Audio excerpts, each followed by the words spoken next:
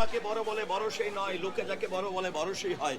কিন্তু সেই মানুষটি জানে যে নিজে আসলে কতটুকু ভালো, কারণ চার দেয়ালের ভেতরে আমি খারাপ কাজ করে এসে বাইরে এসে ভালো সাজলাম, সবাই আমাকে সালাম দিল, এটাই না। কিন্তু এফডিসির আমার চলচ্চিত্রের যাত্রাতে যেহেতু একটি মহৎ কাজের মধ্য দিয়ে এবং বেশ কিছু সোশ্যাল কাজের মধ্য দিয়ে ব্যক্তি স্বার্থের ঊর্ধ্বে আমি কাজ করে এসেছি, সেই ক্ষেত্রে আমি জানি আমার ভোটারদের প্রতি, চলচ্চিত্র সংশ্লিষ্ট মানুষের প্রতি, একদম টি বয় থেকে শুরু করে সর্বস্তরের যারা রয়েছেন সবাই কিন্তু আমার জন্য ভোট প্রার্থনা করছেন, ভোট চাচ্ছেন, এমনও বলছেন যে সনি তোমাকে ভোট দেওয়া আমাদের নৈতিক দায়িত্ব। এইরকম আওয়াজ বা এইরকম ভালোবাসা যে পাবে সে নিশ্চয়ই জয়ের ব্যাপারে খুব আশাবাদী হবে।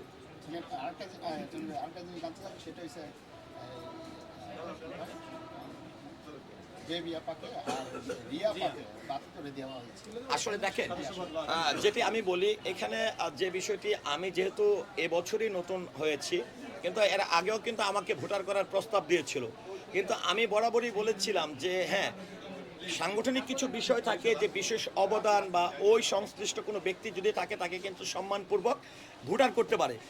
গত 2022-এ কিন্তু আমাকে ভোটার করতে চেয়েছিল, কিন্তু তখন আমার দুইটি ছবি ছিল। আরেকটি প্রশ্ন মানুষ কিন্তু বলে যে ওনাকে তো চিনি না, ছবি তো দেখি না। আসলে আমরা নিজেরাই কয়টা ছবি দেখি। আগেকার যারা ছোট ছোট চরিত্র অভিনয় করতো তাদের সঙ্গে এখন আমরা 10টা ছবির হিরো রাস্তা দিয়ে গেলেও আমাদেরকে চিনে না। তো এই বিষয়টি কিন্তু থেকেই যায়। তো এখানে যেই বিষয়টি আমাকে প্রশ্ন করেছেন, আসলে এর আগে যারা কমিটিতে ছিল আপনারা জানেন 184 জন বাদ পড়েছিল, সেখান থেকে আদালত, মামলা, অনেক কিছুর পরে অনেকের মৃত্যু হয়েছে, স্ট্রোক করেছে, অনেকে কান্নাকাটি করেছে, অনেকে চোখের পানি ফেলে ফেলে কিন্তু এফডিসি থেকে বেরিয়ে গেছে। তো সেখান থেকে 105 জন সদস্য কিন্তু তাদের সদস্য পদ ফিরে পেয়েছে।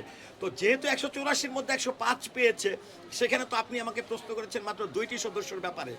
এটা নিয়ে আসলে আমি খুব বিব্রত না, কারণ 184 জন শিল্পীর অস্তিত্ব কিন্তু ছিল এই শিল্পী সমিতিতে, এই ইন্ডাস্ট্রিতে। তারাই যখন হারিয়েছে, আমি 2 জনের ব্যাপারে কি বলবো। কিন্তু ঠিক নির্বাচনের ঠিক আগ মুহূর্তে হারিয়েছে। এখানে আরেকটি বিষয় আছে, যেটি হচ্ছে যে আমি নিজেই খুব ভয়ে ছিলাম। না, আমি বলি এটি হচ্ছে যে কিছু কিছু বিষয় থাকে। আপনি যদি এই সদস্য পদের কথাটি বলেন, আমাকে কিন্তু রুবেল ভাই এবং সুচরিতা আপার প্রসঙ্গ টানতে হবে। আমরা বিভিন্ন গণমাধ্যমে দেখেছিলাম যে সদস্য পদ হারিয়েছেন চিত্রনায়ক রুবেল, সদস্য পদ হারিয়েছেন চিত্রনায়িকা সুচরিতা। সারা দেশের যারা রুবেল ভাই ভক্ত রয়েছে, সুচরিতা ম্যামের ভক্ত রয়েছে, তারা কিন্তু পুরা খেপে গেল। কাদের দিকে খেপে গেল? ক্যাবিনেটের প্রতি। কিন্তু আসলে কোন সদস্য পদ হারিয়েছে, এটি কিন্তু একটা সাংগঠনিক নিয়ম রয়েছে।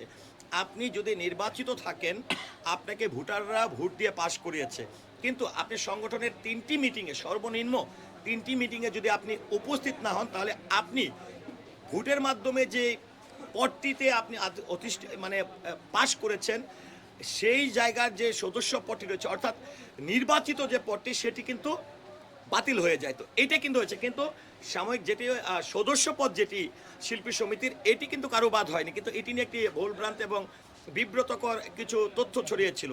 তো এখানে যে বিষয়টি রয়েছে, চাঁদার বিষয় রয়েছে। আপনি ভোটারের আগে দেখবেন যে কোনো সংগঠনে আপনি যদি, আমি বলি তো এখন যেটি হচ্ছে যে তাদের দুজন, যেহেতু আমি নতুন ভোটার, আমি এবার যদি নির্বাচিত হই, সামনে যদি আপনারা আমাকে প্রশ্ন করেন, অনেক তথ্যই কিন্তু আপনাদেরকে দিতে পারবো। এখনকার আমি যেহেতু নতুন ভোটার, আমি নিজেও কিন্তু তাদের মতনই একজন মানুষ ভোটার হয়েছে, সেক্ষেত্রে আসলে আমার জন্য এই বিষয়টা বলা খুবই টাফ। সর্বশেষ নির্বাচনে জয়ী হলে আপনি ভোটারদের জন্য কি করতে চান, শিল্পী সমিতির জন্য কি করতে চান? আমি প্রথমে বলবো, আমি পাশ করি আর ফেল করি, আমি প্রতিটি সাংগঠনিক কাজে যারা নির্বাচিত হবে, কারণ 27 জন এক্সিকিউটিভ মেম্বার এখানে নির্বাচন করছে, আমি প্রত্যেকের সঙ্গে কাজ করব। যেমনটা আমি অভিনয় শিল্পীর সঙ্গে দেখেছি, আমার সঙ্গে যারা প্রতিদ্বন্দ্বিতা করে ফেল করেছে তাদেরকে কিন্তু পহেলা বৈশাখ বিভিন্ন কাজে আমি তাদেরকে ইনভলভ করেছি, তারা যেন মনোবল না হারায়। আর যেহেতু আমি যেদিন ভোটার ছিলাম না, সেদিনই কিন্তু এই মহৎ কাজের মধ্য দিয়ে এফডিসির এই আধুনিক মসজিদ, যেখানে এফডিসির মানুষ আমাকে 15-20 লক্ষ টাকার একটি ফান্ডের কথা বলেছিল, সেখানে আমি 3.5 কোটি টাকার মসজিদ করে দিয়েছি। আমি দেইনি। চলচ্চিত্রের মানুষ যদি না চাইতো, তারা যদি ইবাদত আল্লাহ তাআলাকে বিশ্বাস না করতো, ইবাদত বন্দিগি না করতো, তাহলে কিন্তু সেটা হতো না। তো যেহেতু মহৎ কাজের মধ্য দিয়ে আল্লাহ তাআলা আমাকে এখানে যাত্রাটি শুরু করে দিয়েছে, আমি তো 3টা ছবি বানাইনি। যেহেতু 3.5 কোটি টাকা, এই সময় এসে 3টি ছবি হতো। কিন্তু আমি মনে করি চলচ্চিত্রের সম্মান, একজন টি বয় থেকে পরিচালক, প্রযোজক, সকলের সম্মান আমার সম্মান। ইন্ডাস্ট্রি যদি বেঁচে থাকে, আমি বেঁচে থাকবো। আর সর্বশেষ যে অঙ্গীকার, পাশ করি আর ফেল করি, আমি সবসময় সকল কর্মকাণ্ডের সঙ্গে আমি একাত্মতা পোষণ করব এবং তাদের সঙ্গে কাজ করব। এমন করব না যে পাশ করলাম আমার চেহারায় কেউ দেখবে না, এ থেকে আমি বিরত থাকব। Thank you.